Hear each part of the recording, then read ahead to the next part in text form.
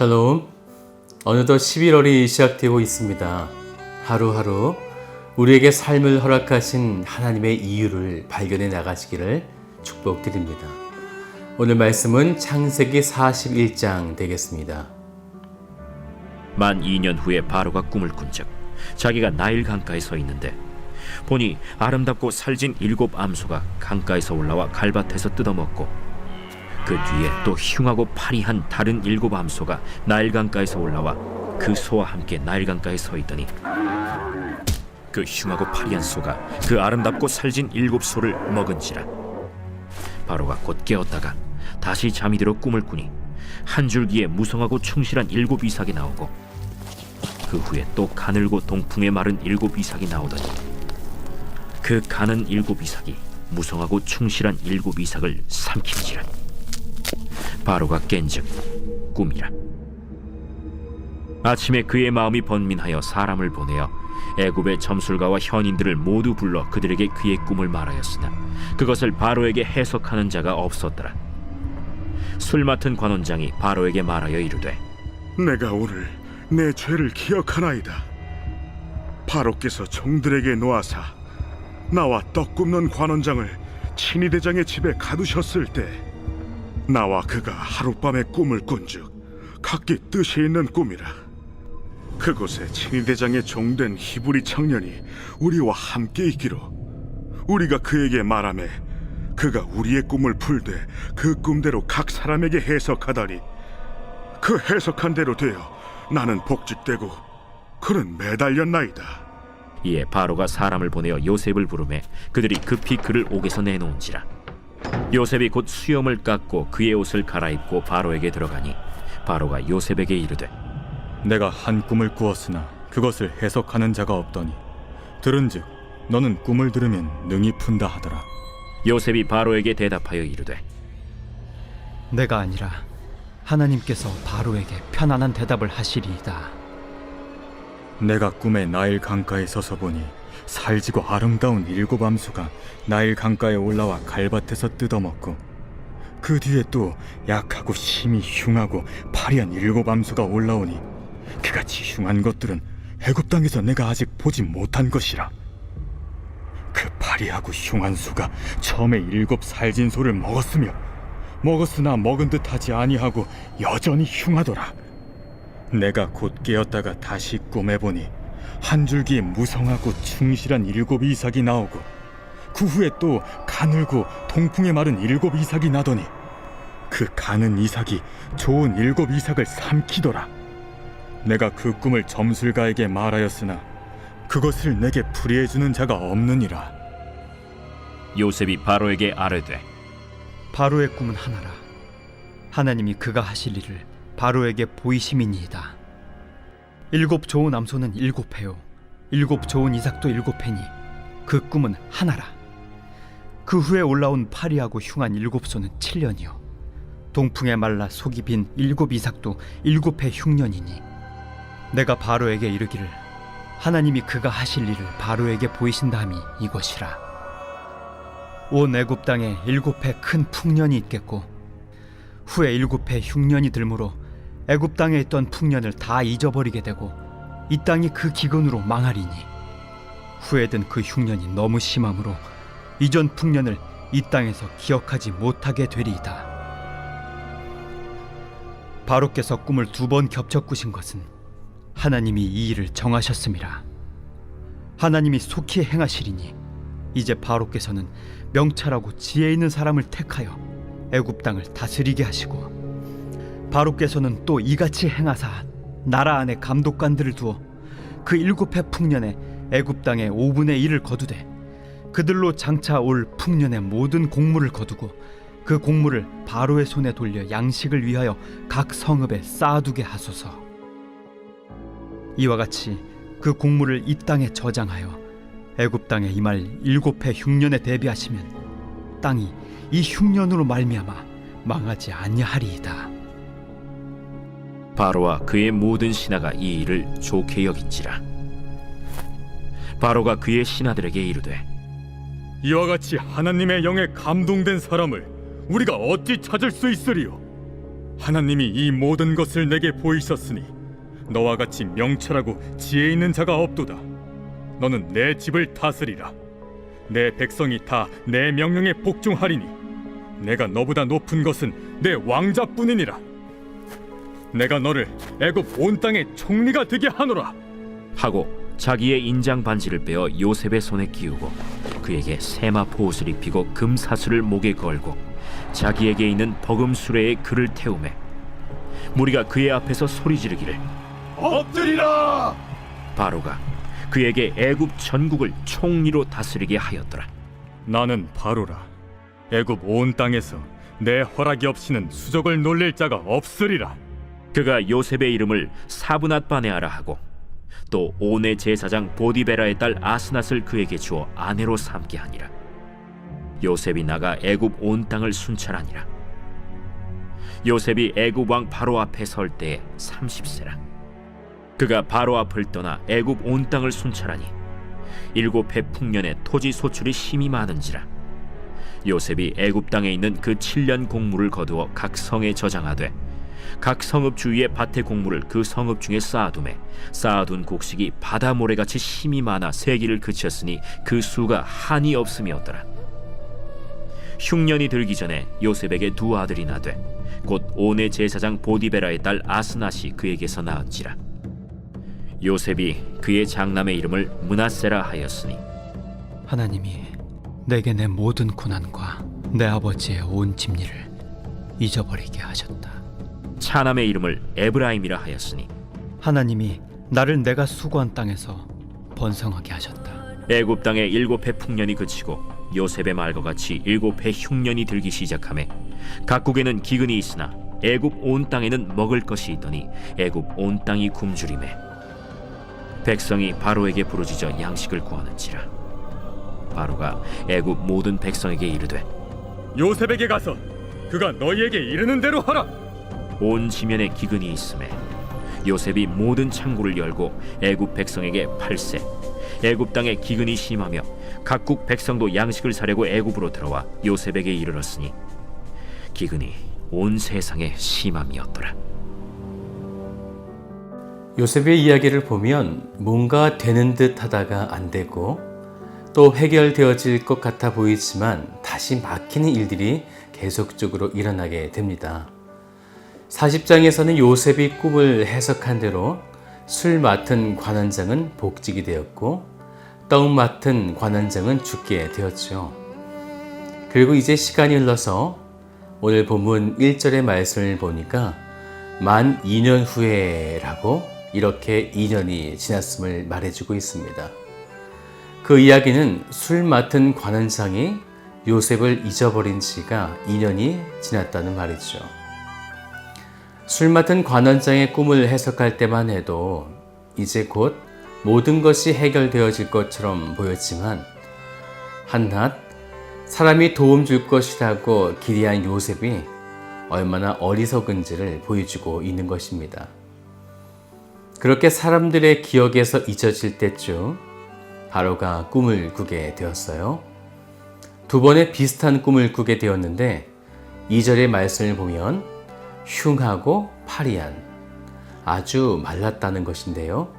그런 7 암소가 아름답고 살찐 7소를 잡아먹는 꿈. 그리고 두 번째 꿈은 5절의 말씀을 보면 다시 잠이 들어 꿈을 꾸어 한 줄기에 무성하고 충실한 7 이삭이 나오고 6절도요. 그 후에 또 가늘고 동풍에 마른 7 이삭이 나오더니 그 가는 이삭이 무성하고 충실한 이삭을 삼키는 두 번의 비슷한 꿈을 꾸게 된 것이죠. 하나님이 요셉에게 꿈을 주어 그의 앞날에 펼쳐질 것을 보여주셨는데 지금도 바로의 꿈을 통해서 하나님은 당신의 섭리를 아주 자연스럽게 이끌어가고 계신 것입니다. 우리는 하나님의 비전을 받게 되거나 꿈을 꾸게 될 때에 그 일이 당장 일어나리라 기대하지만 하나님은 요셉에게 무려 13년이 흐른 뒤에 이런 일들을 행하시고 있다는 것입니다. 그러면 13년의 시간 동안 요셉의 일생은 어떠하였을까요? 노예, 감옥에 갇힌 자가 된 것이죠. 이때 요셉은 무엇을 봐야 했을까요? 이때 요셉은 무엇을 봐야 했을까요? 자신의 무기력함을 보아야만 했던 것입니다. 그래서 요셉의 이야기를 보면 될 듯하면서 안 되는 일들이 계속 일어나고 있는 것입니다. 이제 하나님은 당신의 때가 되셔서 요셉에게 어린 시절 꿈꾸었던 일들을 바로 선물로 딱 주시지 않고 그렇게 되어줄 수 있는 자리로 이끌어가고 계시죠. 그것은 어린 시절 꿈꾸었지만 아직 이루어지지 않은 꿈, 하나님은 꿈을 가지고 일하기 시작한 것입니다. 왜 꿈으로 하시는 걸까요?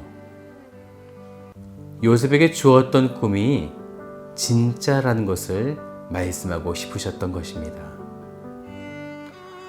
이제 요셉이 바로 왕 앞에 나설 수밖에 없도록 하나님은 상황들을 아주 멋지게 세팅해 놓으시죠. 8절을 보니까요. 아침에 그의 마음이 번민하여 애굽의 점술가와 현인들 모두를 불렀지만 그들이 그 꿈을 해석하지 못하게 만드신 것입니다. 하지만 그때 하나님은 2년 전에 준비해 놓으셨던 술 맡은 관원장을 사용하시기 시작하셨습니다. 자신에게 꿈을 해석하여 준 요셉을 기억하게 된 것이죠. 이것은 우연이 아니라요. 하나님의 섭리 속의 모든 일들이 절묘하게 이끌어져 가고 있다는 것입니다. 모든 것의 시발점이었던 요셉의 꿈을 시작으로 하나님의 꿈으로 이어가고 있는 것이죠. 우리는 하나님이 주신 비전, 어떤 소망들을 받고 난 이후에 우리의 생각과 달리 뭔가 일이 되어지지 않으면 다른 것들을 생각하고 꿈을 꿀 때가 있습니다. 하지만 하나님은 요셉의 이야기를 통해 보여주시고자 하시는 것은 그 비전과 꿈은 하나님이 주셨다라는 것입니다. 그래서 그리스도인들은 그 비전들이 이루어질 때까지 낙심하지 않고 끝까지 인내하는 것입니다. 이제 하나님은 요셉이 그 꿈을 해석할 수 있도록 지혜를 주시게 됩니다. 그리고 죄수 신분이었던 요셉은 담대하게 바로에게 이렇게 말하게 되죠. 16절을 보세요. 요셉이 바로에게 대답하여 이르되 내가 아니라 하나님께서 바로에게 편안한 대답을 하시리이다. 자기가 하는 것이 아니라 하나님의 하심을 말하고 있는 거죠. 이렇게 고백할 수 있었던 것은 13년이라는 긴 시간이 가져다 준 인내의 훈련의 결과입니다. 그래서 성도의 고난의 시간은 내가 아니라 하나님의 일하심을 드러내는 훈련이 되어지는 것이죠. 이제 요셉은 그 꿈의 내용을 해석하기 시작합니다. 29절을 보세요. 온 애굽 땅에 7해 큰 풍년이 있겠고 그리고 후에 7해 흉년이 들므로 애굽 땅에 있던 풍년을 다 잊어버리게 되고 이 땅이 그 기근으로 망하리니. 그리고 32절을 계속해서 보면요. 바로가 그 꿈을 2번 겹쳐서 꾸게 된 것, 하나님이 이 일을 정하셨고 속히 행하시겠다라고 하신 하나님의 의지를 보여주고 있는 것이라고 말하게 됩니다. 요셉은 여기서 멈추지 않고 여기서 피할 길을 또한 그가 안내하게 되어지죠. 34절에 이렇게 이야기했어요. 나라 안에 감독관을 두어서 그 7해 풍년에 5분의 1을 거두어 성읍을 쌓아서 그곳에 저장하여 흉년을 대비하자는 것이었습니다. 이것이 아주 중요하죠. 왜냐하면 단지 꿈만 해석한 것이 아니라 살 길, 피할 길에 대한 지혜가 필요했는데 이런 지혜를 내는 사람은 요셉밖에 없었기 때문입니다. 바로 이것이 예수 그리스도를 요셉이 예표하고 있다는 증거가 되어지는 거죠. 하나님께서 주신 비전은 이렇게 완벽하게 모든 것이 딱 들어맞는 것입니다. 우리에게 주어진 비전들이 뭔가 자꾸 부딪히고 불편하다면 우리는 그것이 정말 맞는지 하나님께 질문해야 하는 것입니다. 하나님의 섭리는 모든 것이 하나님의 섭리 속에 아주 자연스럽게 딱 들어맞게 이끌어 가시기 때문입니다. 37절도 보세요. 바로와 그의 모든 신하가 이 일을 좋게 여긴지라. 모든 사람이 환대하고 있다는 것입니다.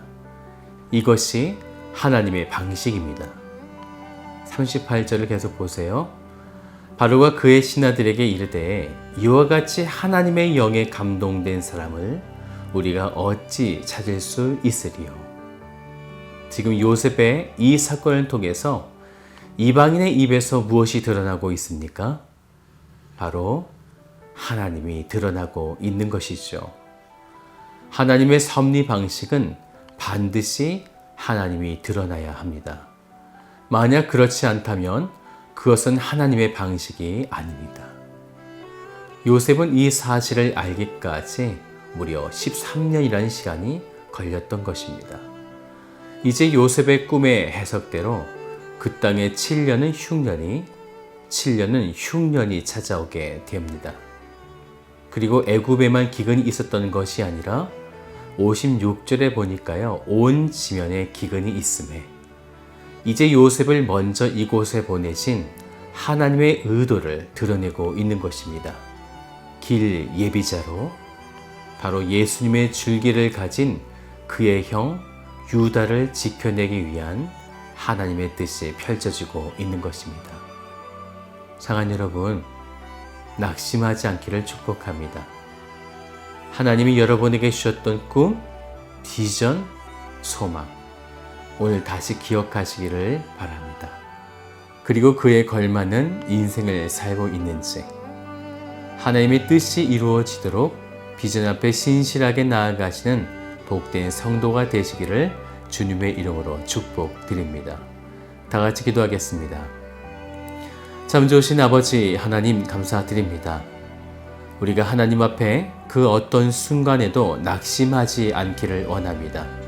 주님께서 우리를 향하신 그 비전, 그 섭리, 하나님께서 주셨던 그 꿈은 반드시 이루어진다는 것을 우리가 기억할 수 있도록 인도하여 주시고, 그래서 그러한 비전들을 우리가 바라보며 나아갈 때에 그 어떤 순간이 찾아온다 할지라도 낙심하지 아니하며 인내하고 끝까지 버텨낼 수 있도록 주님께서 함께하여 주시옵소서. 오늘 요셉이 받게 되는 이 거룩한 영광이 오늘 사랑하는 성도들에게도 일어날 수 있도록 주님께서 붙잡아 주옵소서. 오늘 하루도 그렇게 행하실 하나님을 바라보며 찬양하며 참 좋으신 예수 그리스도의 이름으로 기도드립니다.